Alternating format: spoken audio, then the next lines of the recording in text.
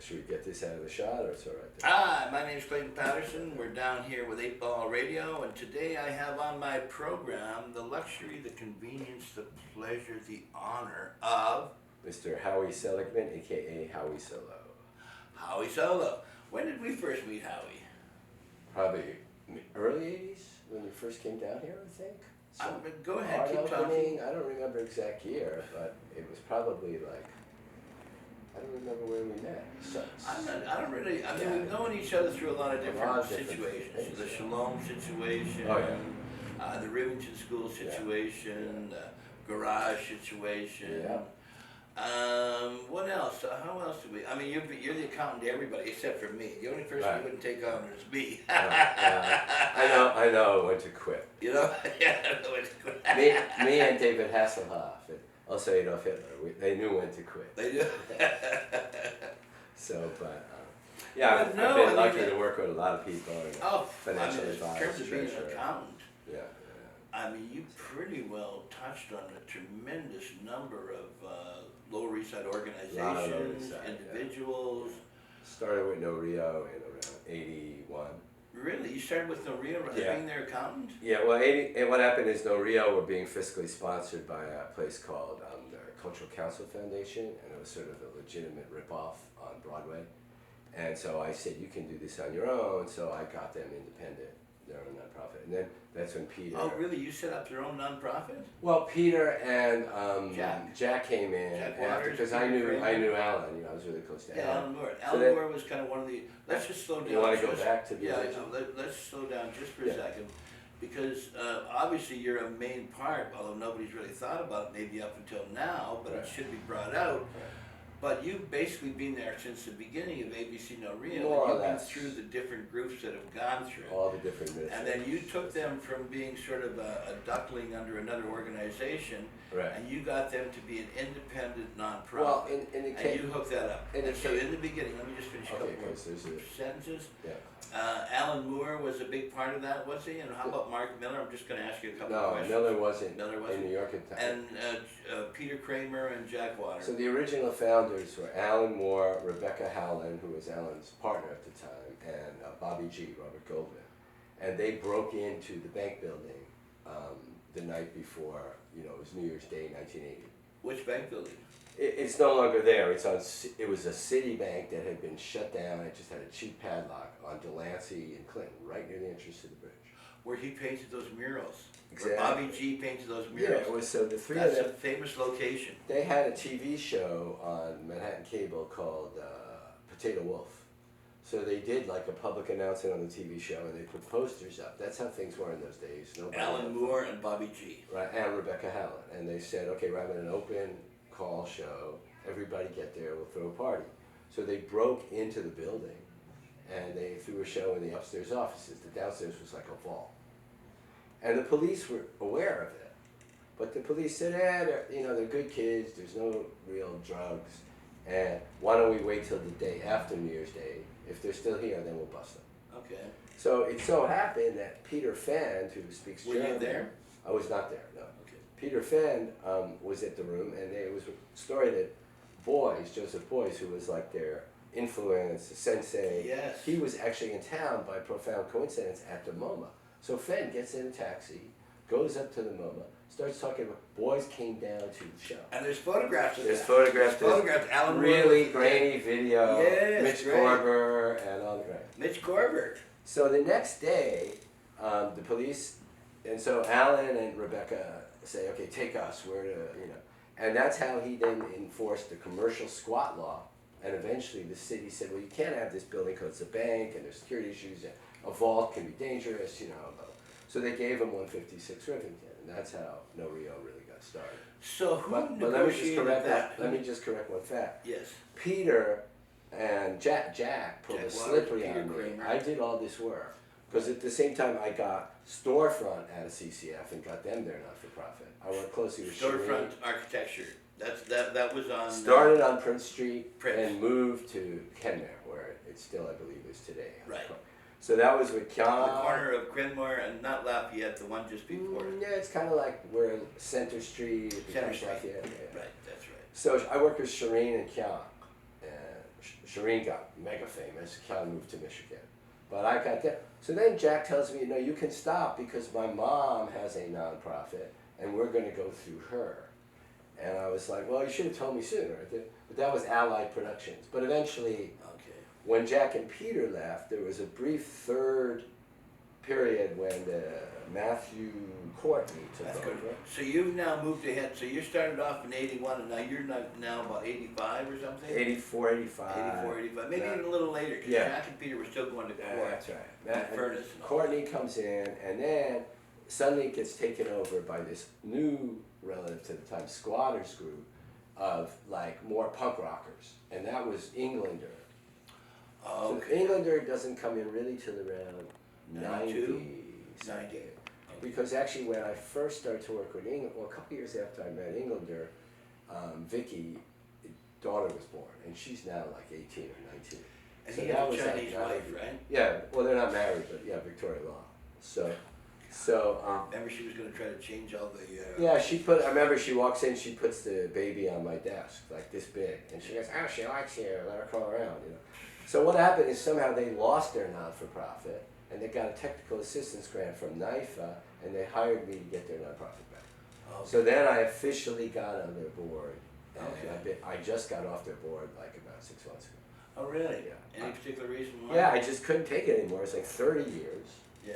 And no pay, and sitting through meetings, and always having to come down to Avenue C, and the futility of the fact that the place is still not fucking open, or it's just tragic. So I just, and also I'm trying to phase out. I'm 60, I'll be 64, You look great. You right, look but I'm just trying to, like. I would have guessed 75. Social, well, it's a 10 or 12 years either way. It's my health. So they're good. So anyway, but No Rio was a big part of my career. Magical garden over here, and really, it's really just not a neighborhood thing. It's a group of people that have taken over a piece of land and they're fighting with a landlord and whatever. And I sort of thought about trying to mediate some of it, and I'm out of it now entirely. Right. But it will never be more than this. You mean? And is that how No Rio is? No, the problem with No Rio, so No Rio is completely legitimate. We bought the building from the city for $1. Oh, you did get it? Yeah, it's all legitimate. The city has pledged something like almost $3 million. We've been able to match it. It's all sitting in the bank. The problem is that in order to break ground, we need permission now, this is where I left, from adjacent neighbors to go under to do what's called footing. I'm not an architect, but this is what they tell me. I got it, right. And this is also the what's his name, Paul Castrucci, the architect. Okay. That's a big, expensive ordeal. Right. So there's a standard amount. And initially, the building next door, which I believe was owned by some sneaker guy.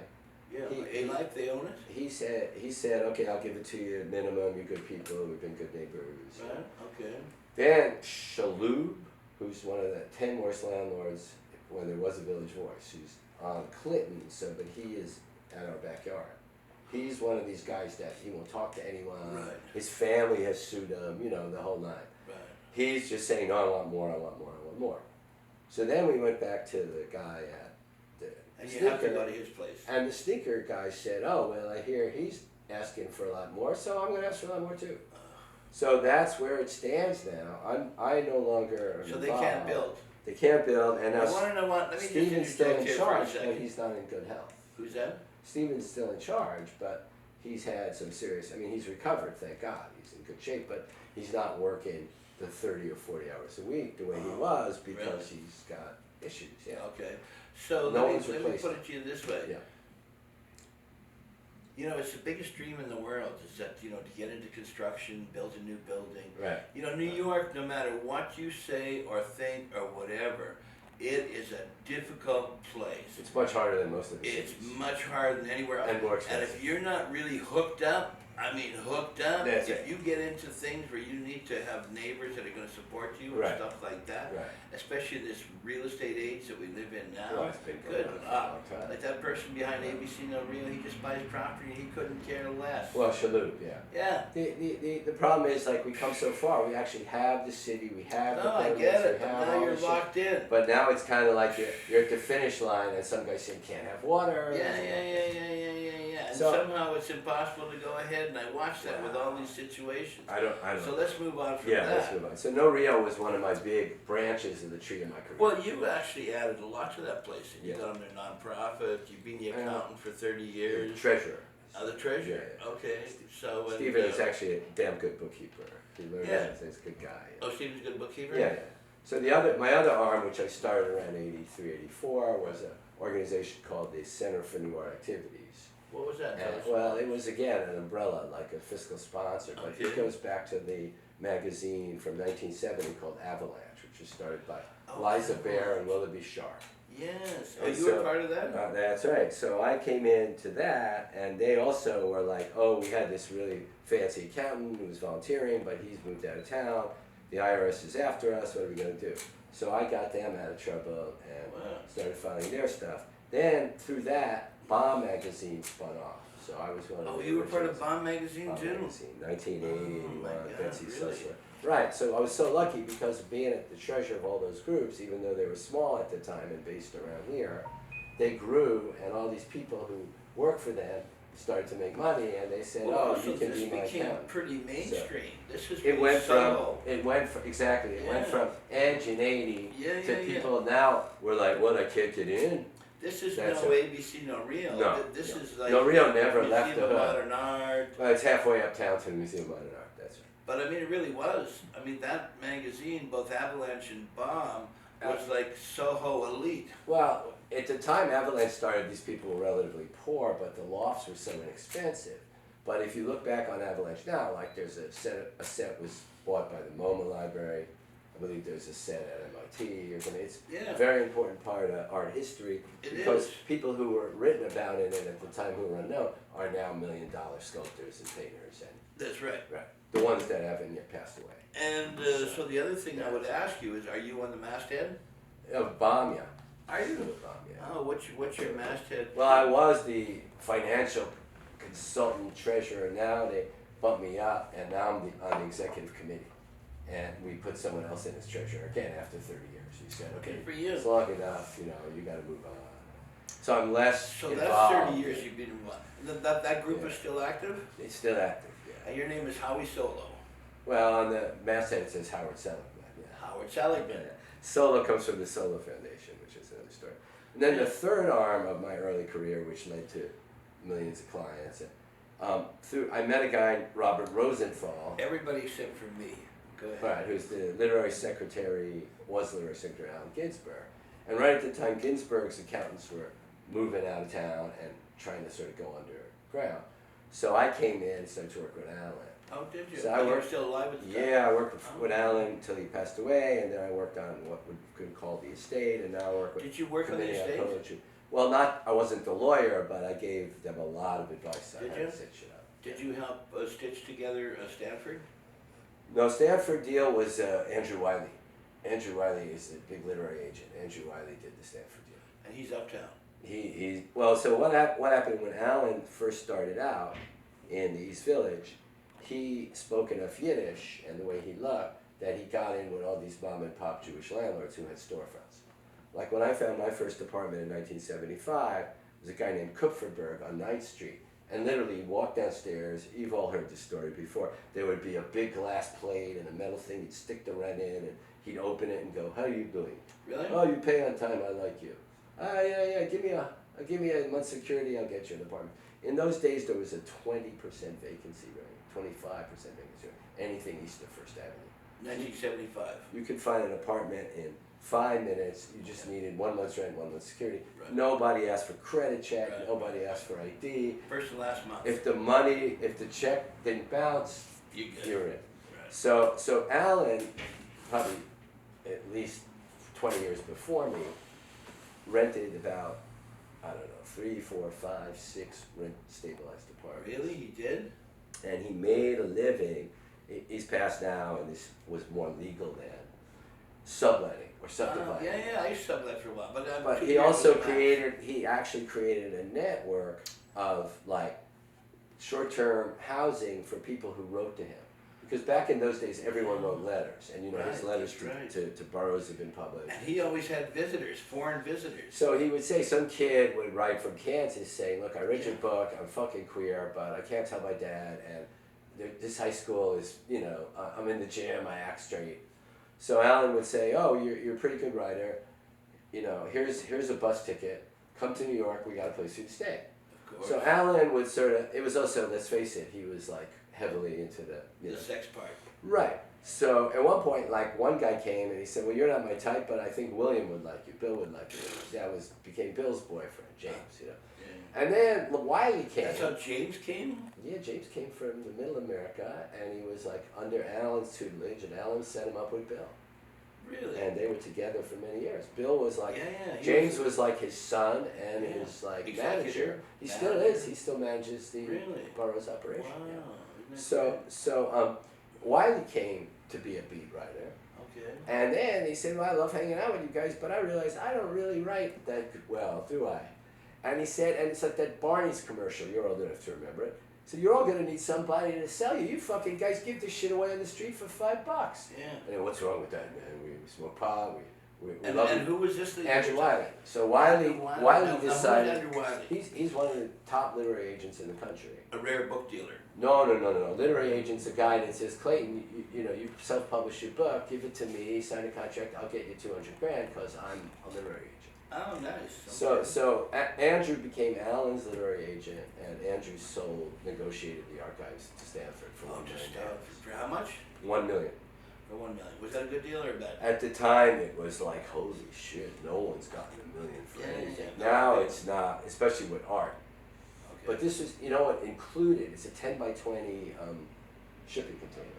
And what's included in there are his old sneakers, his matchbooks, his menus from Chinese restaurants.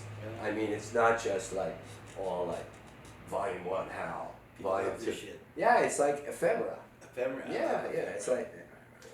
I mean, ephemera is the personality of the person.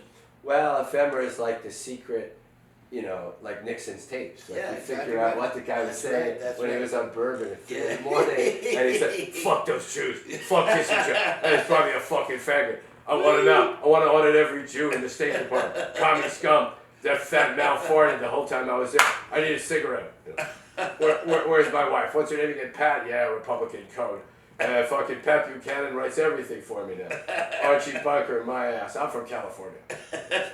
No, I mean, relative now, Nixon was a great guy compared to Nixon started the EPA. Nixon is responsible for cleaning up the pollution in the cities that we take for granted. No, I'm not saying But everybody's all anyway, bad. I'm not, I mean, the thing saying I I was noticed about lucky Trump with all is, these Trump's a groups. gangster. Look at him. He's just total low life fucking Oh, gangster. yeah. He rolls over people. He now has picked up the stroll, the body language, the hey, what's up, Yeah. I mean, he's flat out a gangster. Well, now. he's out there like flat. with the president of the Philippines and Putin. Of Like course, he's autocratic. of course. Like you say anything bad about me, I won't kill you. I'll just make sure you don't get published again. Yeah, that's right. You'll disappear. You'll be off It's the radar, going that way. baby. But anyway, so I had the privileged pleasure of Ginsberg, the bomb, and then No Rio have all been like. So when I was getting introduced all 30-year ones. by the late '90s, when I speak or someone recommend me to a younger person or a college professor, they say, "Oh, this guy is ABC No Rio." And, all that. Yeah. And then most of the comments I would get from older dudes was like, "No Rio, I think I met my wife there. I used to go there to pick up chicks because they were loose, So anyway, No Rio, I had a good tenure. I couldn't take it anymore. No hard feelings, Well, yeah, Bob, you I'm did it for still 30 with, years. I'm 30 executive. years is more than yesterday. Alan I still work with, but collab, but he's over in Spain now. Miller's a really good guy, but he's a whole other story. Who, Alan? Mark Miller, who I know through Alan. Oh, Mark Miller. What do you And mean then- he's a whole other story? He does 98... He's got 98 Bowery. He was the chief curator of the Queen's Museum. He had, he's done very, very well for himself. And Howie, in a way, you fit into the same Collab. group I am. We've been in the background of a lot of things and moved yeah, a lot of behind the earth. scenes. Yeah, behind the scenes, and moved a lot of earth. Right. What? But the hit period that came out of there always tends to be like Carl McCormick and sort of, Well, no In terms of our disrespect for history, that. it's Carl McCormick. Yeah, no More disrespect to for it that. than just And our Mark history. Miller and all of that. Yeah, Miller's. And I think what's going to happen is it's kind of like the Van Gogh effect.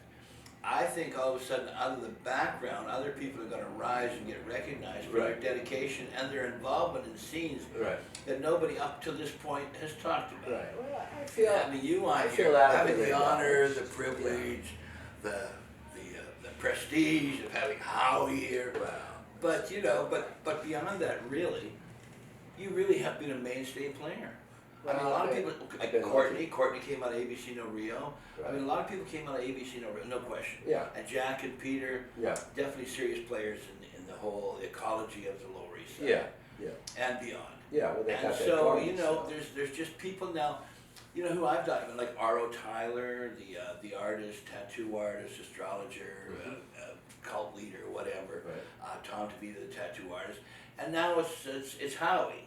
Well, the only time I ever really saw recognition, ironically, was as a performer, which is a separate rail in my career. That's Howie Seligman. And my treasurer thing. That's Howie Seligman. My But so just to capsulize that, again, I think one of the main parts of this program really is exposing people to the world who really need to be exposed because of the great things they've done, but they've been off the radar. Like we all hear about Patti Smith, and I think it's true and justifiably. Right. But We I all think do there's hear about poets Patti like Smith. Ann Ardolino, Right. there's performers like Howie Solo. Right. Howie's contribution has been involved, but like you say, 3 major organizations you've done 3 or for 4. 30 years. Yeah, at least. And now we still haven't stepped into other peripheral connections to that. Right. Is Shalom's and what was the other one? I was just thinking of another one you were the Rivington School. Yeah, Rivington School. Well, So definitely, I mean, you had your ons and offs with the Rivington yeah, School. well, Shalom was a brief run, and in Wasn't a that brief case, run. That went on for several years. yeah, but in that case there was no real I was never really the accountant. I was more just like performing there. Oh, giving you weren't advice. part of the board or the establishment, so to speak. Maybe like at one point, but I didn't okay. really. He's a smart businessman, so he didn't No need my question about that. advice. Yeah, no flies in his He's a nest. real estate guy. Mhm. And also, I mean, Deborah was there all the time, and Deborah and I came from the same neighborhood, so it was like a love-hate thing. So, Is that where you came from? I'm from Flatbush, yeah. Where she was? Well, she still lived in Flatbush, whereas like I moved out, and you know. Right, but that was the neighborhood. So it's basically Yeah. conservative Jews with bed-down caps, Yeah, bed-down hats. it was Irish and Italian and black when I grew up, more than. Oh, it was. Yeah, it got Shormy Shabbos in the '80s. Oh, okay. So Yeah. you left by that time. Yeah, like my aunt bought a house. She was the only Jew. 30 years later, they knocked her house down to build a synagogue. So you know, but which was the other one you said, Shalom, and then Rivington School was never organized in any formal financial or corporate way, Well, that's okay. other Okay, than let's- I got let's- grants and administered them to them. Like Solar You what? Foundation got grants and Did they? administered to them, but Over, that was. over which years? Well, 85, 86, when NISCO was still giving money, Really? and like the State of the Street show, which I did with Toyo in what today would be called No Say No, or was No Say No, Really? was all paid for by money I got from NISCO. All the artists got paid. Toyo got like free rent for a few months because Toyo had moved into to No Say No. I get the places confused. Mhm. And he was living in the back, and he made it into a photo gallery. So. Well, Yeah, so I did you that. see, But here's no- something I want to just Right. interject for a second. This Right. is a note to Rivington Maurice. School was never. I've done, been documenting the Toyo story, and part of Sure, that is, we it's, both you love know, Toyo, yeah. so that's something else. Right. But nobody mentions you, Howie. No, you'll see me occasionally in the posters. But and what I'm everything. saying is, Because that I wasn't a the welder. ABC No Rio thing at that time. Right. Well, You no, got- no, you say got- no. you- Yeah. And No See No. Yeah. I get it mixed I up know, too, I know, but because no- they're but both No See- Spanish names. They're both on Rivington Street. And they're both kind of the same And it concept. used to be scary going down there on a Saturday night. When you So had- really what happened is that you hooked it up for Toyo to be able to live there with Well, the rent, and you hooked him up with a grant. Now, Yeah. all those Yeah. artists that showed there, Yeah, like Fuck You and Ray Bill Kelly, Fiend and Higgins, yeah, Higgins. Ke- That's it. Mary Tessie Campbell. Hughes, Mary Campbell, Yeah. and so they all Tom got paid to Cote. show there.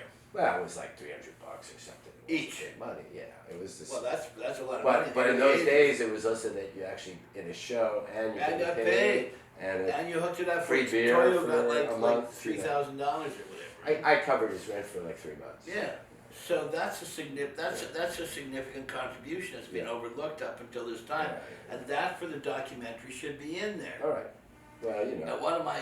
I was Toyo's accountant since he moved to New York. I'm sorry. I was Toyo's personal accountant since he moved to New York. Really? Yeah. And his English never improved for 35 years. What do you mean? He still speaks like he just got off the plane. Oh, Q Sakamaki, same way. Yeah. Oh, I can't understand anything Q says, but he's been here for 30 years. Yeah. And he went to Columbia School of Journalism. No, I know. That's where my ex went too. Yeah. Oh, did she go to Columbia School of Journalism? But it's funny because again, like when I started to go out with her, then I introduced her to Toyo and then Ken, and then suddenly they had a different view of me because oh, you're Japanese now, Howie-san, you know. So that was good. But in any case, no. So you've been Toyo's accountant for his whole life in New York. Yeah. So, but really? So you've done everybody no, except for me. Well, listen, man, you're okay. You don't need that. Yeah. As Al Pacino says, playing Scarface, you don't need me.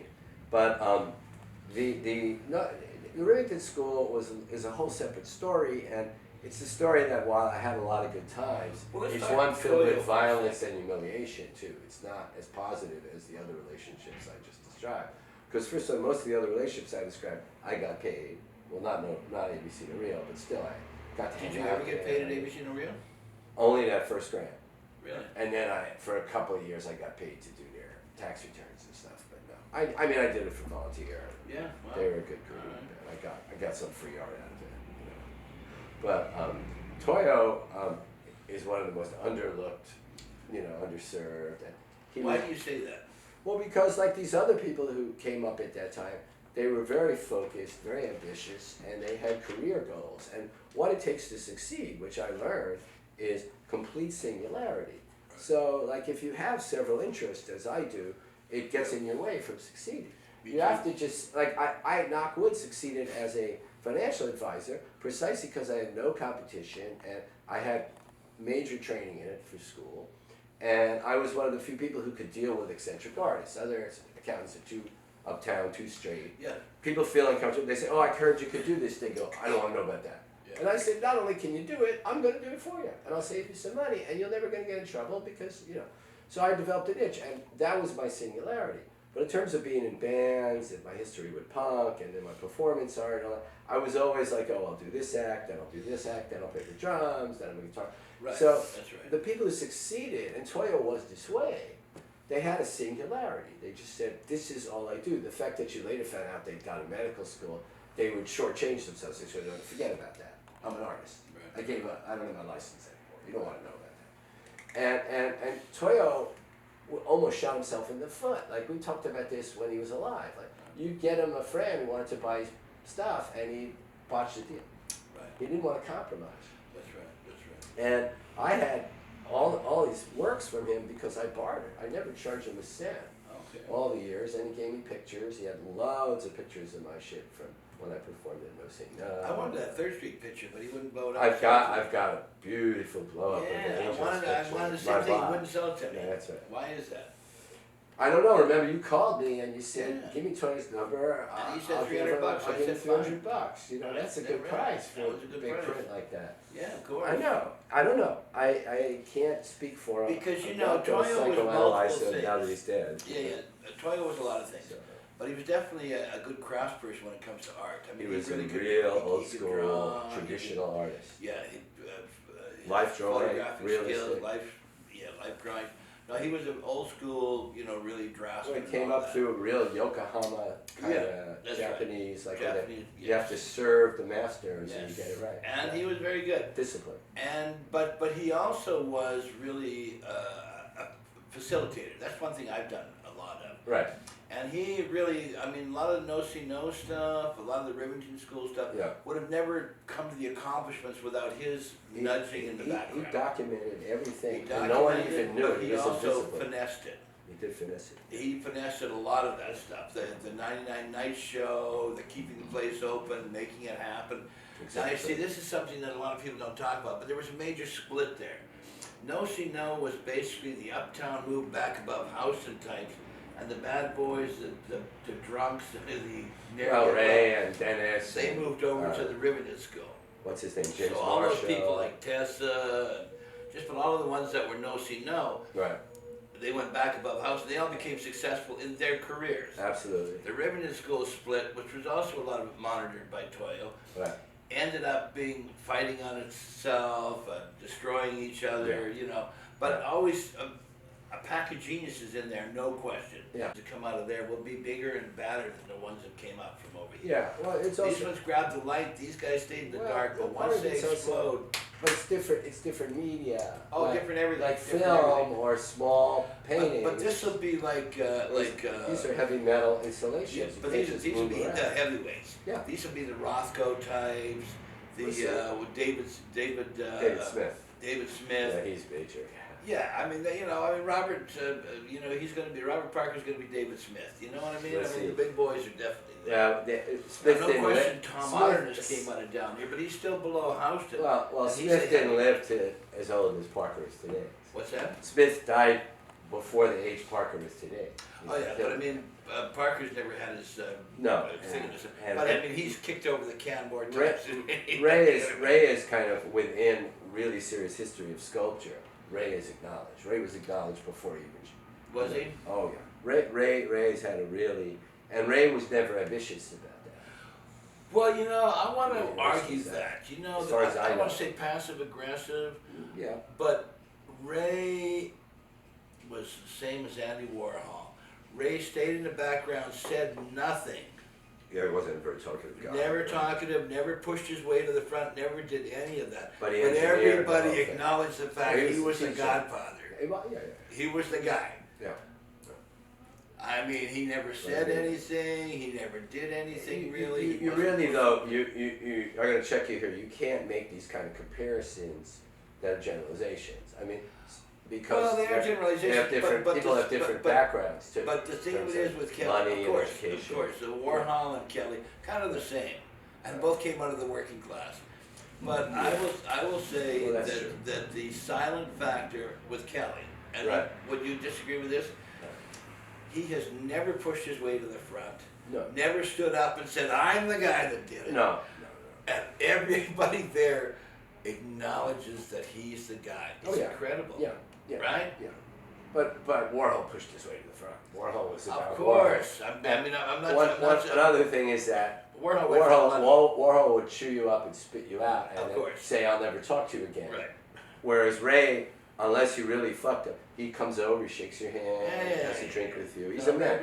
He's a mensch, Yeah. of course. Warhol was no fucking mensch. I mean, I love him as an artist. I'm not going the whole distance Yeah. because one, I wouldn't want to say is a failure, but one is not Yeah. acknowledged yet. Yeah, The no, other one right. pushed his The other top one's of the ladder. a household fucking word. Yeah. Absolutely. I'm not saying that. But I know what you're I'm saying the about- silent factor. Yeah. Like Kelly the is mogul, moving a lot of Yeah. people around. Yes. He would just mumble, "Show up here," and 300 people would show up. That's right. Which And I the whole can't ribbon do. just go, and they all push each other out of the way. Well, And they all acknowledge Ray as the guy. He was the sensei, the master. Yeah. They all acknowledge That's that, right. which is amazing. And he never said anything. No. And he's got this rep that's larger than life. He's got a rep to start. Like whether it was when he picked my band up on the Hells Angels block, and I'd see, and the Angels would go, "No, he's okay." And whether it was down with the crazy Dominican drug dealers down here, and they'd come over and say, "What man, you got?" And he'd go, "You got a problem, man?" And, "Oh, we didn't know it was you, cowboy." Yeah. He just has this presence. Oh, he had that presence, absolutely. And I And he remember, didn't come on aggressively. He didn't roll well, up. we had that little storefront for a while in Forsyth, and rats would come Right, in, and that's he'd right. pull out a 45 literally and start. I'd say, "Is that? Let me see that." I go, "Holy shit!" I'm from Texas. So- That's right. But anyway, the legend of Ray Kelly, yeah, Cowboy Ray. Yeah, figure. No, you were in and out of the Rivington School. Well, I never was in it because I'm not a visual artist, and I couldn't well. But you performed I'm a there, you skinny hung little out guy. there. But I performed there. You have a presence there. Let's put it. You have a presence. I had a in presence there. I drank up as much as they could drink, which I still. And then also Parker used to, I was this whipping boy. Years later, when he sobered up, I said, he says, "Why don't you hang out with me?" I said, "You used to fucking, knock me over and fucking draw blood. And you beat me up, man. I'm not into that, And he goes, "I did. It's interesting, And then Margaret came in and made him apologize, and now we get along. But there was a lot of, shit in those days. There was a lot. They Yeah, get violent. Yeah, the violence was and misogynistic. Women, Yeah. dogs, and the whole. Yes. But it came and went. I think that if you had hung out with, to make another comparison to an older uptown, Rauschenberg and Yeah. all those guys, you would have found that they were drinking and pushing each other around too. Well, that's But, true. yeah. And they were all into I don't know. But that kind of behavior. yeah. But anyway, I feel very lucky. Like I never went out and looked for work. I met people, they'd say, I heard you did this. I'd say, yeah, I know a lot about not-for-profits. And the next thing you know, I'd have a job. And I remember the first time, I actually helped, Michael Carter with Red Tape, and we got grants for that. Because Red Tape he's trying to bring that back again. Monument. Right, and I remember there was a great place called... So what do you have to do with Red Tape? Well, I got Solar Foundation got a grant through NISCA, and we were like the fiscal sponsor. So we published a couple of the Red Tapes. Really? Yeah. Do you have credit in the book? Yeah, Michael acknowledges that. Michael approached me just a few weeks ago about doing one last issue. Oh. And I told him I'd put up a little bit, just to help him. So tell me feel about what was confident. Red Tape. Tell me what Red Tape was. Well, I don't remember what it came out of. I work with a group called Pan Arts, and so the issue at that point, we'd have these huge group shows. That was the big deal. It started with, there was because of Collab, because of No Rio, there was a whole tradition, and also because, like the Times Square show, Collab was very important. Collaborative Projects was actually the group that was organized by Alan and Becky. Originally started with Liza and her husband, Alan and her Moore. guy, Michael McClard, and then Alan and his crew took over. That included Colleen Fitzgibbons and Tom Hotterness, again Bobby G, a lot of other people who since really got big, like Kiki Smith, and what's her name was big in Collab, who's huge now and moved upstate and doesn't talk to anyone. Jenna Holzer, huge, she got huge, yeah. And a few years ago, just said I had been paying for the storage of Collab's collection for many, many years at a Solar Foundation. Really? And I finally said, listen guys, I can't keep paying this anymore. Like, fuck this, what am I doing here? I'm a nice guy, I'm also an idiot. So I got a mailing list. Again, they lost their not-for-profit, and I went to the IRS, I did all the work, got it back. And then I said, look, I'm not looking to get paid. I want somebody to reimburse me for all that storage, or I own all this shit, and I'm gonna start trying to sell it off. So suddenly, several people wrote back like, it sounds like you're angry. And I'm like, yeah, I'm fucking angry. And then Miller was like, what's your motive? I said, my motive is just to keep this shit from ending up on the street, or in the hands of some idiot antique guy who'll throw half of it away. Right. So I got checks from all these different people. And even Jenny Holzer hadn't spoke to anyone. She had the address on the email, she didn't respond, and she sent me a couple $100. So they were all still like, and I did it, I paid everything off, and now it's all in their hands. But in those days, the one thing I always bring up, and you already know this, is low rent. So your apartment was cheap, Of course. your art space was cheap, a band could rehearse for $10 an hour, and smoke weed in the studio, you get Beer, whatever, 50 exactly, cents, 50 cents, $1. Pizza, 75 So the cents. big thing then with these huge group 99 shows, cent breakfast. right, you'd have these huge group shows where anyone and everyone would show up. And so Pan Arts was another one of these huge group shows. So one of the guys, what's his name? Joe Coleman, you know him. Yeah. The one, right, so Joe's wife, Nancy, Nancy. it turned out her dad owned the American Academy of Art on Lafayette Street, right near the Public Theater. The building? So he gave us the whole fucking building for like a month. Really? And we just went crazy. I performed there, we had bands, we had a group show. And so Michael Curtin, who was one of the guys who was with Nancy, he said, why don't we publish like a catalog, like a newsprint? Because otherwise, and you know this, 6 months from now people will go, I don't remember you. Yeah, of course. So that was a magazine. We had poetry, Robert Costa wrote an essay, we asked all these people to contribute, we had photographs of the art. And Michael saw the Pan Arts magazine and he said, hey man, I'd like to do that, I want to do, and he came from a tradition of like chapbooks and self-publishing. So that was what Red Tape was, Michael Carter. Yeah. So I said, yeah, we have some money. Yeah, because Michael Carter worked with Alan Moore, and Alan Moore Monday, Wednesday, Friday. What did he have? He worked for a typesetter. Typesetter, on Broadway. that's right. Yeah. He was a typesetter, that's right. Strong Side of the Type. That's back when you actually use the machine to. Yes. All ended with the Apple with the Macintosh and the computer. Okay, that ended, so. Well, so it took actually, a long time. Michael Carter and Alan Moore did that for a long time. That's right. typesetting.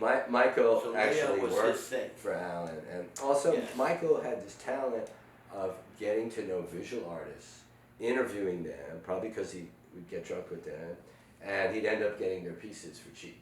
Okay. He had quite a collection, Did he?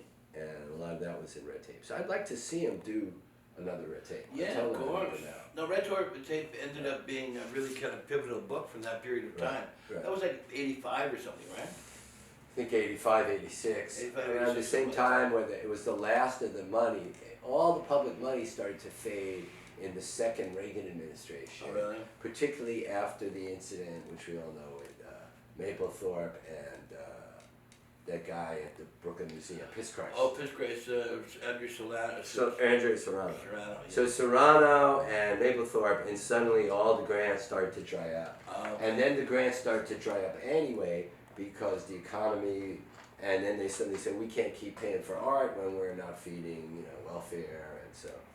And now the public money is still much less than it used to be, Really? and most groups are dependent on private foundations or rich people. Really? Yeah. Okay. There's been a complete, from a macroeconomic perspective, long term, public money declined, private money increased, which led to more institutionalization. Because the one thing about public money, like NISCO actually would show up at No Say No to audit my show and say, oh, this is a great visual exhibition. Would they? Yeah, because what they wanted to see was that you paid artists, you paid individual artists. So they were So actually they were legitimate. actually down with the little guy. Really? Whereas the big money goes to the people who don't need it, like Yeah, the yeah, MoMA. yeah. Like the MoMA got $100 million from David fucking Geffen to build a 40% larger building. Now it's a beautiful building and I love the MoMA and I go there all the time. But it's like they don't need the money. Right. And if you took 1% of that, you could start an alternative space down here. So I'm just saying, Yeah. the public grants were truly public, and the private money is about keeping the concentration in the hands of the people who manipulate the market. So Right, that's right. that change started with Reagan and has continued throughout. Because Reagan made prints a tax shelter, and boy, that changed our life in the early 80s. I mean, Elsa Yeah. did all those Yeah. Picasso, a lot of those Right. Picasso prints that were done by Jackie Fine Arts when they bought Paloma Picasso's estate. Right. Elsa drew those, Right. and got paid very well. Yeah. And so that was just making prints a tax shelter, and all of a sudden there was this huge business in the Right. art world, Right. and prints became really important. And you got like big print coming out Well, of Tyler. and also because of the quality. Yeah, the quality was definitely, yeah. And they already foresaw that Yes. mass printing through the computer was on the way. And there was this whole sort of back to the tradition, traditional lithography, etching, all of that. The artisan. The artisan thing, yeah. They brought back the craftsmanship. It became really important and really exciting. Yeah. And it just shows you how you could just make it a tax shelter and the money goes. Well, for example, I won't go into the complications of it, but there's this section, those listening can look it up online while we're talking. There's this section of the Internal Revenue Code called 1031. And 1031 allows you, like let's say you bought a Basquiat for $5 off the Right. street when you Yes. was a 20-year-old. Yes. You bought, like that's how I got my Hamilton. Yeah.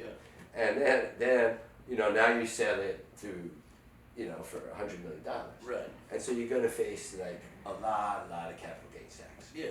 But if you take that money and buy what's called like kind, meaning $100 million worth of art, doesn't have to be one piece, you could buy 100 pieces worth, then you defer the gain. So that's been used in real estate forever. Now it used to be available in any investable asset. Okay. As of the 18 law with Trump, they got rid of it for everything but real estate. Obviously, Trump Are you isn't gonna- serious? Yeah. So suddenly, a lot of the art market, particularly the secondary art market, started to go apeshit. There were all these deals at the end of 2017 God. because most people who have enough disposable income Yeah, to yeah. buy heavily They will commercial, support art. they're going to say, "Oh, I got $100 million in art, Yeah. and there it is. Look, I got this, That's I got right. that, That's I get right, to that's go to right. hot It's a parties." commodity. and that. Yeah. So if they're going to sell it for gain, Yeah. they're not going to. What are they going to give it to their kids? The kids are already loaded, so they're Yeah. going to just put it into someone else Right. and hope that they go up. Exactly. So that whole element of the art market just ended in 18. But you see, that was when Reagan came in with tax shelters as Yeah. prints. It And lit then it up. those ended in And this thing 86, with the 87. Trump, he wound it down. Right, but it wasn't directed at art. It was making his new lower brackets revenue neutral. And art suffered because of it. You can't say it suffered when you're looking at people like Barbara Gladstone, who in a bad year make $5 million for themselves. In other words, like, it doesn't hurt me as a stockbroker. Well, did she really pay $1 million for Jack Smith's estate? Gladstone is another person, I'd say, unlike a lot of the other Chelsea dealers. She really sells and she treats her employees with respect. Yeah. Really, yeah. She's a good person. She's Richard Prince's dealer. She's Ed Ruscha's dealer. Really? And she's a nice Jewish lady. Whereas I wouldn't say that about half the people in Chelsea who are up to things like laundering money. I can't stand that world. But anyway, without going off on a Gossip Girl tangent, which I'm easy of doing, it was a good time. I was very lucky. I loved living down here. You know, I fell in love. We had a kid down here. You know, the neighborhood was great. You know, I got out at a time that I felt the neighborhood had outlived its usefulness. I love that I can still come back here and see people and hang out, but I feel like I'm in a different country. Yeah. And you know, at no point did I ever, maybe once, did I ever feel angry or that I was used and abused. Everybody, you know, treated me okay. I did do a few performances, and there are people who remember me from my shows. Yeah, no, I still you were perform. Howie Seligman was an actor. Carter's essay in your Jew book is What's that? fantastic. Carter wrote that essay on me in the Jew book, remember? And it's a good one. It captures my. He remembered seeing me at New York Theater Ensemble. What do you mean captured as yours? No. It captures my act. Well, let me put it to you this way. Let me put it to you this way. Let's just back up here. And Carter's a good writer still. He's so crocked out on booze. But let me back up here for a second, because you bring up a good point. Maybe you can help me with this, because all you've been talking about is how you help people. So help me. Yeah. So help me out. Right. That 3-volume Jewish history book Right. has a lot of really great history in it. Yeah. Not only a good description of yourself, which there is, Right. but there's also Lionel Ziprin and Boris Lurie and everyone's Judith in it. Molina Yeah. and Joni Freedom and Allen Ginsberg Yeah. and Philip Glass. And it's a long, I mean, it's 3 volumes and it's 10 point. It could actually be 4 volumes. Right. I need to resurrect that book and to get it saved somehow. Now, maybe the answer is to go Kindle, because I already have hard copies. I have lots of hard copies. Right.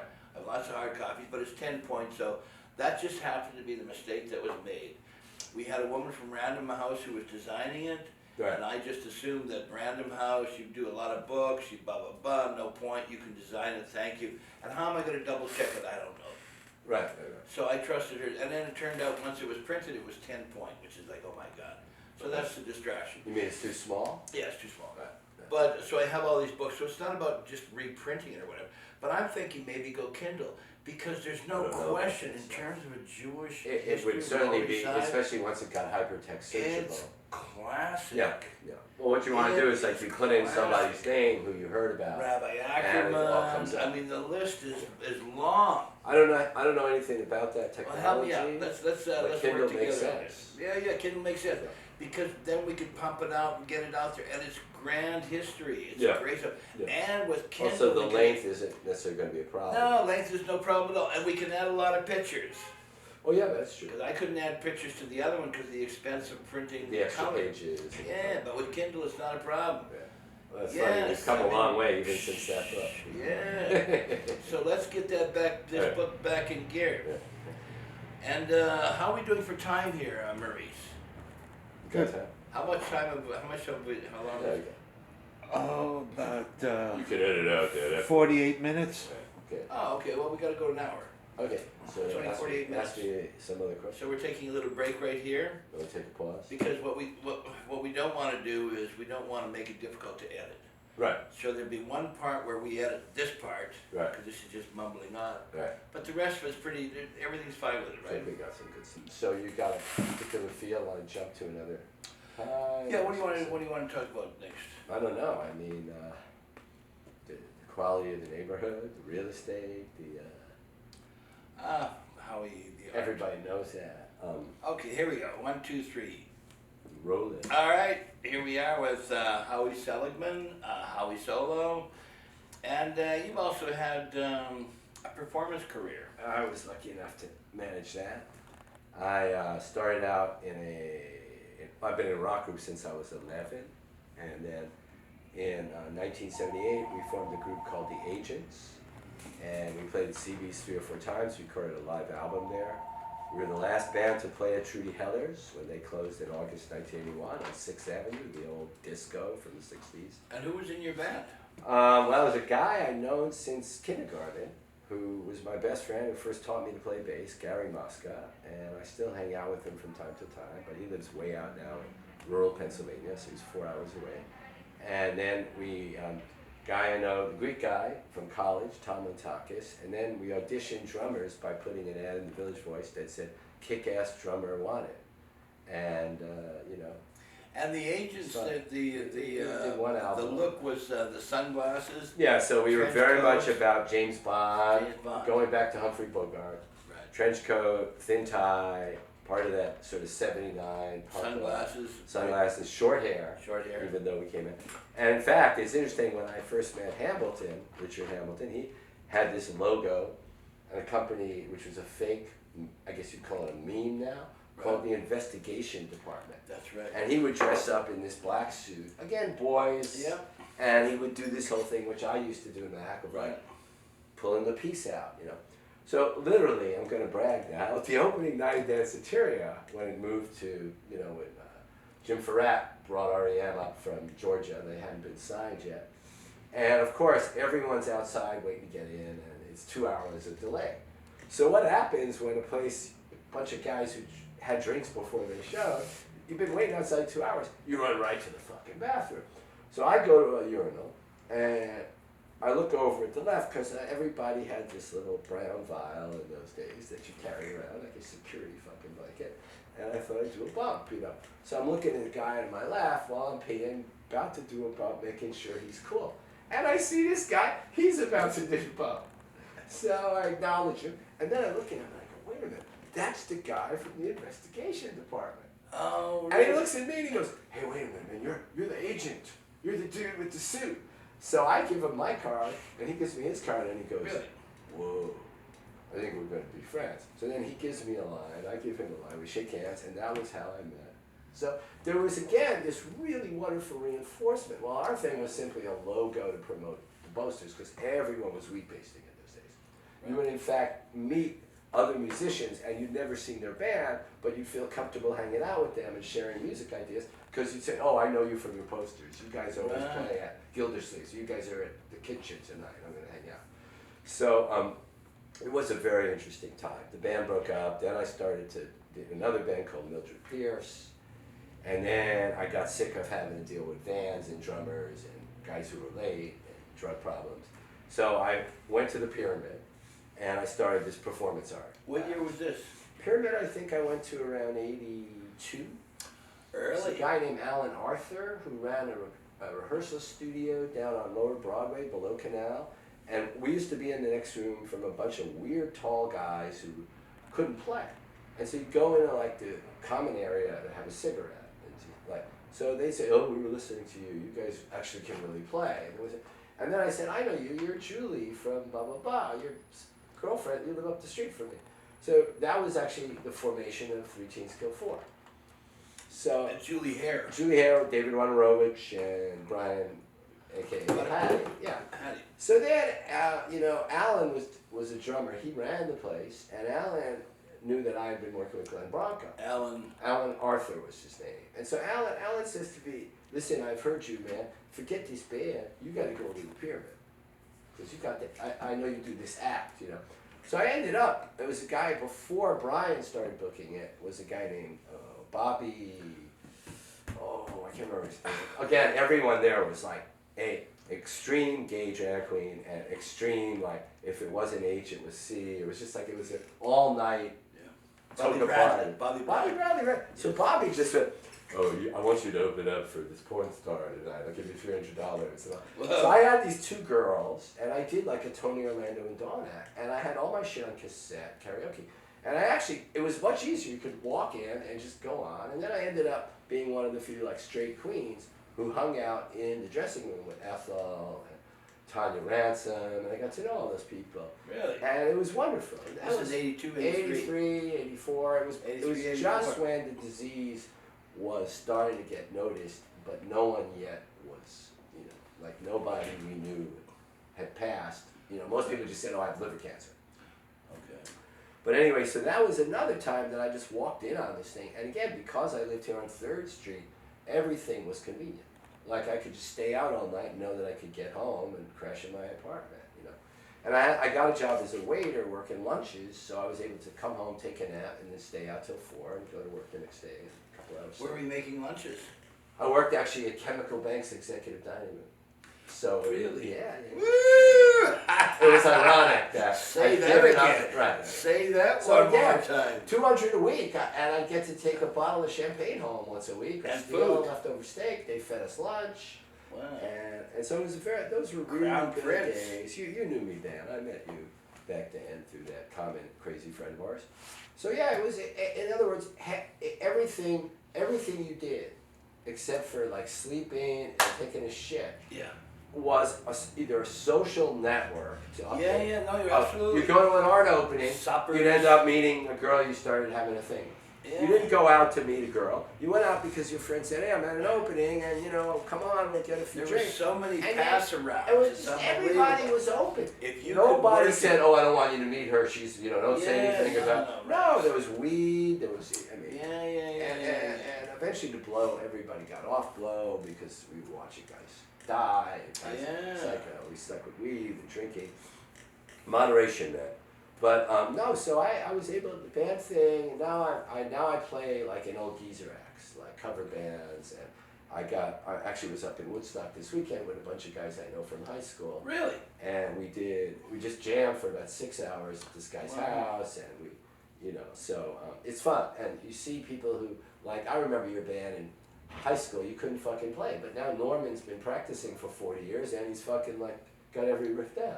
Yeah. And they remember me as this drummer, and now I was fucking, hey, I'm the lead singer, man. Are you? I'm kind of, my act is pretty much. What do you wear? White shirt, black Well, tie? no, my own act, I work at Gene Frankel Theater about once a month. Oh, do you? And that's more of a cabaret act. I work with a piano player, and I'm usually just always in black.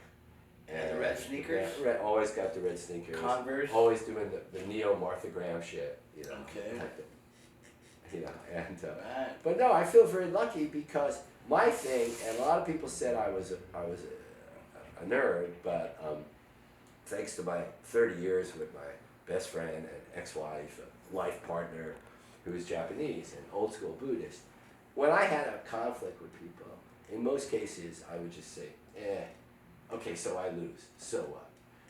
I saw my dad hold grudges.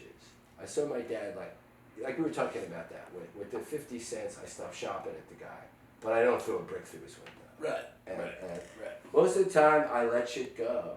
And so I always wanted to remain that I could run into anybody, and no matter what bad blood we've had, I could say, hey man, I don't have a problem with you. There you How long have I known you, Clay, right? Yeah. And so I mean that. And so because of that, I remained where I kept working with people. I didn't have to agree with their politics. Right. I didn't have to say, oh, you're famous, he's not. You Right. pay me 1,000, he pays me 300. But for you the same used thing. to have a And lot I of feel sort very of lucky. like complications about thinking about who I am. And Right, that was right. reflected at one period of time. You thought I was CIA or something. Right, there was a whole rumor that I mean, people oh were my saying, God. hey, Clayton's a double agent. Yeah. But then we- I went, oh my God. Yeah. I mean, come on. It was healthy I mean, paranoia. Oh, Yeah. paranoid. You were paranoid of me like you I was couldn't- paranoid. Oh, you really were. And you Then were I got like past that. That's true. Yeah. doubly paranoid. You thought I was like a CIA agent. Yeah, but if you were doubly- CIA, you wouldn't have any interest in fucking with me. Because Well, I don't know, I'm but small your paranoia potato. was large. I did have a lot of paranoia, Oh my right. God, it used to be hard to be around because you were so Right. paranoid of me. Right, I could never really sort of figure that. I think, why is this guy really that paranoid about right. me? I think You it was were. because every once in a while I'd be out late with some girl, like sneaking around, cheating on the wife or whatever. She was away in Japan. And I can say that now, And you'd walk up on me and take a picture. And I know you meant well. You were documenting my East Village. Like when I was in Victoria, you who stopped us and took pictures. And then she's like, why is that asshole taking a picture? Like, what if my guy sees that picture? Like, what if your wife sees that picture? It's 3 a.m. and we're like holding hands in the middle of, And so I guess I overreacted. Oh my God! I used to be so paranoid of me; it was frightening. No, now you don't have to be paranoid because everything is being heard by everybody on Alexa or. Well, I mean, in a lot of ways that's true, and it's a different I mean, the other thing is we were really pretty much outside. Elsa's pretty much a recluse, so people didn't really know us that well. Right. They knew us visually. Like you never had dinner at my house or something No. like that. That's right. And so people knew me visually and by sight and like that, but they didn't know me personally. And so part of that, I had cops that thought I was CIA. Right. Well, that's good. Then they leave you alone. Yeah, that's right. I mean, I had a certain amount of, a lot of fighting is like mental. And Well, you create this shit in your head. Yeah, and so a lot of these, in a way it also worked as a protection because some of these cops wouldn't fuck with me because they thought I'm government or CIA Well, that's or what I'm saying. something. Yeah. Even Joe Coleman for a while thought it was CIA. Yeah. You see, so I'm glad I'm not the only one. No, I wasn't a lone gunman. But you weren't the low gunman on that one, and I was okay with it on a certain level because it created an illusion that I could use, and I was okay with that. That's right. So a lot of people would leave me alone because of that. Let's remember when we worked together, it was you, me, and Penny, and then Penny copped out, and we filed that suit. I wrote it. My lawyer friend said it was good. And we went down to the fucking Attorney General's office, and I wore the suit and tie. And they searched the shit out of you because of your history, and I just walked in. And then you remained calm, and I fucking stood up and started giving it you fuck with us, man. And then they dropped the whole thing. That was the thing we developed the case against Phil fucking Hart. Yeah. Remember that? So, we were relied on that. What's that? We relied on that. Yeah, we did rely on that. He fucking ripped people off. Oh, I mean, look at that. I mean, in terms of Penny did drop out, didn't she? She's like that. She's a big talker. She knows how to get a good crowd. She's a great performer. Yeah. But in the end, she didn't want to get involved in going to the But we went the whole distance. We went, And the reality is he really was ripping off a lot of people in the neighborhood. He really did rip people off. I mean, he really did. And he caused trouble for the Committee on Poetry. Did he? With the IRS, yeah, again. That was it. Really? Yeah, he didn't intentionally do it. He put us way over the limits of where we had to start filing all these higher level documents, whereas Alan always said, keep the income down. Because Alan was justifiably paranoid what he went through with censorship in the 40s and 50s. Of course. And the fucking Red committees, Of course. So Alan said, listen, your mom was a Red, so you're cool, but you know how to keep, But suddenly Hartman comes in and he's like, getting all this. He was extorting money from landlords, more or less. But he got his. But because of us, people hated us for that. Right. We really did put a stop to that. That's right. And it really was justifiable. It was justifiable. And like the woman from Parkside Lounge, she was kind of lived in Jersey, she was overweight, whatever, Right. she just wasn't the cool chick. Right. And he would abuse her. He would take the free beer, he would take all the support. No, it was always just he'd buy you a pizza and shake your hand. Using his place for free. Yeah. Using her place for free. I know. And then he would just dog her. He was after Patti Smith, Lou Reed. Yeah, what's his name? No, Ed even Sanders. Penny was on the radio with him. Penny was the one that brought all the crowds in, and then he just sort of swept her aside. And she paid him. Penny was on the portrait on his wall. Yeah. But then he pushed her aside in the end. Yeah. That was his mistake. Yeah. Well, in a way, remember we had this big group meeting, and you were at that meeting, right? That's right. And everyone said, "Why don't we do something?" And I've heard people say, "Why don't we do something?" And then they just keep saying, "Why don't we do something?" So we did something. Well, David Leslie's the one that started that with me. He was, because I was a supporter 100%. like that. I was totally into this thing, Yeah. I supported it as much as I possibly could. I thought this is the greatest thing in the world. It was a great idea. It really was. Right. And I thought was we ahead could of have its been Walt time in a Disney. way. We could have been Disneyland down here. In terms of scale and size and opportunity, yes, it was brilliant. We had there were a couple good years where the festival. Yeah, and it was a brilliant idea, and so much came together. The problem is the lead horse, Phil Hartman, his whole thing was ripping people off. Ripping people off. He was out to He would promote have his been own a filmmaking. genius. He would have been a genius, Howie. I know. He would have been Walt Disney. Well, the result, you do have the spin-off, which is the Howe Gallery. Yes, of course, Jane spun off of that. Jane Friedman. But the thing is... But that's not the same. No, it's not the same. And this thing was great. But once David kept showing me how Phil was ripping off all these people. Yeah. It's like, you know, he felt bad about it. He said, "Clayton, we got to do something about it." Right. And then, you know, we carried the ball. Yeah. It was fun. It was fun, But, and we stopped it. Yeah. And we did stop it. Yeah. And, you know, I'm sad to say that nobody else picked up. But you see, that's the other problem, is that nobody picks up with, a lot of people could have picked up on that. Somebody else Yeah. could have stepped forward. Right. Kept the ball going. Yes, you know, we didn't want to kill it. We wanted to clean No, it. we wanted to clean it up and make Yeah. it more really a larger group. And to be really neighborhood. Yeah. Phil was just, in the end, using it to try to get a Hollywood career. But he was still like a Yeah, he was just a star fucker. star fucker and narcissistic about his film. And he was a con artist. Pearl was a developer, although Pearl gave money to the new. Pearl was legitimate. Yeah. Pearl was And Pearl, legitimate. Pearl, I remember dealing with that Steve somebody, you know, Julius's landlord. And Yeah. stuff. And Pearl told me straight out. He said, "Listen, man, I'm a developer, but I give a shit about guys like you." And He is a came in developer, and but he helped does us out. care. But he does care. Yeah. And he does support things. Yeah, that's right. So, no, He I'm wasn't okay with this Pearl. two-faced. No, he wasn't two-faced. He is who he is. You know, it turns out over the years, just small world, I met Phil's girlfriend from high school in Great Neck. Oh, yeah? And I know her brother, I know her and her best friend. And she actually went out before Phil with a guy I knew in college Okay. who had been with my first girlfriend in Uh-huh. college. Mhm. So it was a real interesting link between Claire and me. And Claire told me about Phil's mom and Phil's dad and, you know, where Phil came from. And he was trying to be bohemian, but he was pretty well to do, you know.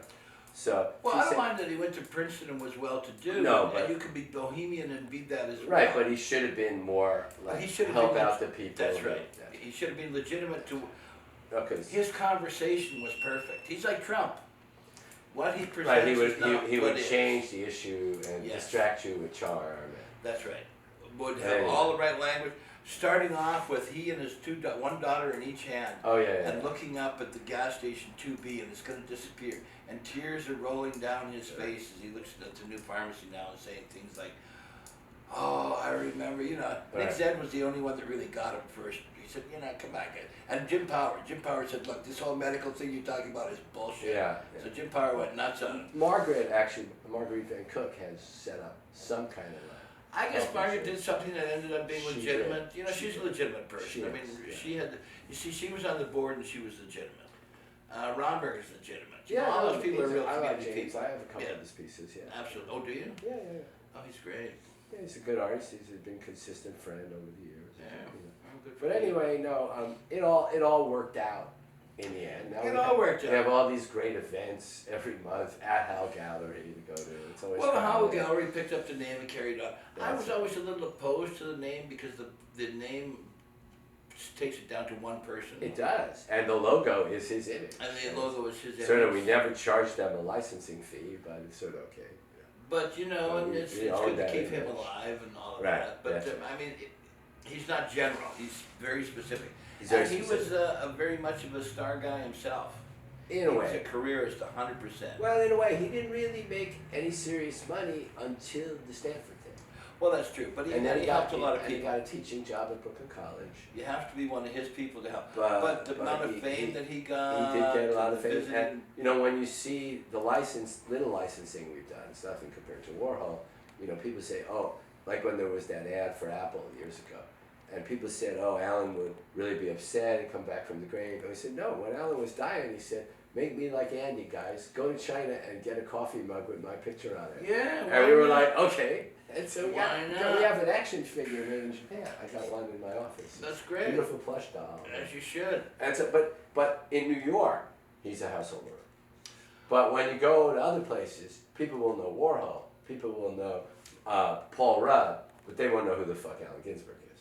Yeah. Like you're saying, oh, he wrote Hal. They'll go, Hal, man, is that the Wolfman movie? Or, Yeah, that's right, So that's I'm right, not, that's I'm right. not upset about it. I mean, Lenny Bruce, who was, you know, he and Alan used to talk during the trials because Did they they? both went through things. But Lenny was too super paranoid and had a dope problem and had a woman problem, and Alan was chill, you know, he would smoke weed and but in the end, Lenny Bruce is famous because, you know, and so I'm not saying, you know, Alan's here. Is Lenny Bruce famous?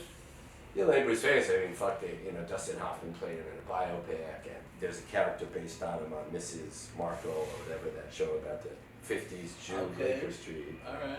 But it's amazing. Burroughs is kind of sliding off the radar.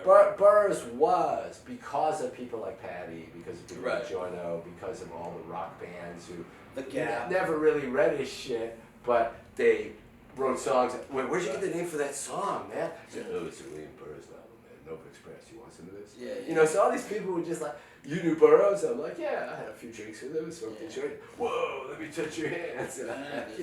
But actually, the truth is the revenue has been declining on all of the licensing for all these guys now. Really? And only Kerouac, because he wrote a conventional novel and he died young. Generally, if you die young, you're worth a lot more. Is Kerouac still happening? Kerouac is totally mainstream. Is he? There's at least 4 different movies that license the On the Road story. Really? That aren't necessarily on the road, as well as Route 66. You're old enough to remember the television show. Of course. That was about on the road. Yeah. It's about these 2 guys, and every week they're just somewhere on Route, 66. What were their names again? Do you remember? I remember the theme. The theme song. That was but I'm just saying. That show. So no, we do have once a year. I think it's blowing confidentiality, maybe over time. Anyway, the Kerouac people, the Burroughs people, like James, and now Peter Hale is replaced. Who's Peter Hale? Peter Hale is the guy who replaced Bob Rosenthal. So he's the president of Community Poetry, and I'm the treasurer. And we'll sit down and schmooze, and we'll look at business. And so Jack's here, Bill's there, Alan's there. Really? And that makes sense because Bill, what was that metal group? Put him in their video, and Drugstore Cowboy. Right. So he became a icon for a new generation. The Seattle guys. Even my daughter will know. Oh yeah, he's that junkie with the 3-piece suit, right, Papa? Right. Whereas Allen Ginsberg, my daughter was in honors English in suburban high school, and every November you come in to meet the teachers. You go at night, you sit in the classroom, and the teachers will talk to you. Say, well, we're doing a unit on the beats for the honor students, and who is Hannah Seligman's father? And she said, I really need you to stay after because apparently, you know a lot about the beats. And I was like, no, I don't want to be involved in this because you'll embarrass her. She's 2. And so then they read. My dad. They read Hal, and then she said, why is this a good example of a dystopian poem? And so no one answered because they're all like, these kids are, they're 16 and they're going through hormonal shit. And I said, Hannah, you should know that. So she was like, Papa, will you stop telling people what you do? And I'm like, okay. And then she goes to college and she fucking used the same essay on Schindler's List.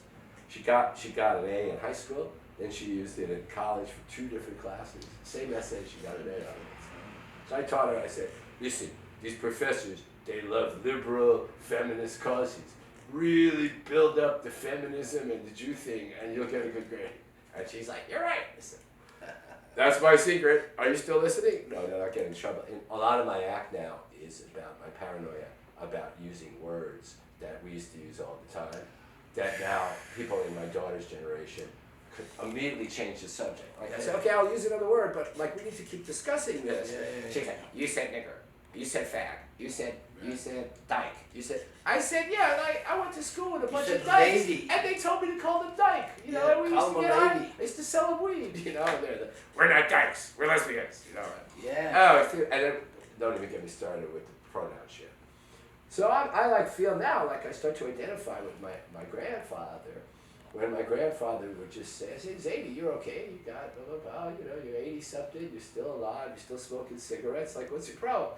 And he'd go, oh, the way things have gotten, one day you'll be my age.